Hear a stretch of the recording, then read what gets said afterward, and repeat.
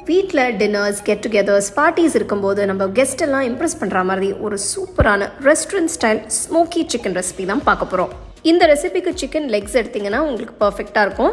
Chicken பீசஸில் 2-3 இடத்துல cuts போட்டுட்டு அடுத்ததில் உப்பு, எலுமிச்சைப்பழ ஜூஸ், இஞ்சி பூண்டு பேஸ்ட், மிளகாய்த்தூள், மிளகுத்தூள், சோயா சாஸ், டொமேட்டோ கெச்சப், எண்ணெய் சேர்த்து நல்லா மிக்ஸ் பண்ணி 2 மணி நேரம் ஊற விடுங்க. இப்போ கடாயில் சிக்கனை சேர்த்து லோ ஃப்ளேமில் வேக விட்டு 5 நிமிஷத்துக்கு அப்புறம் திருப்பி போடணும். கடாயை மூடி வச்சு ஒரு 10 நிமிஷம் வேக விடுங்க. அடிக்கடி திருப்பி விட்டுட்டே இருக்கணும்.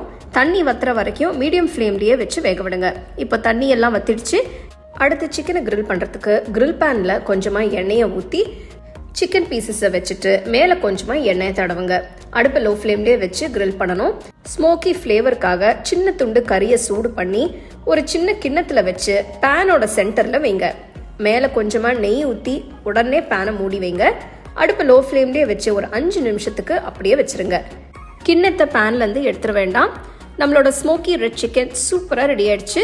கிரில் பண்ண உடனே நல்ல சூடாக சர்வ் பண்ணி ரசிச்சு சாப்பிடுங்க.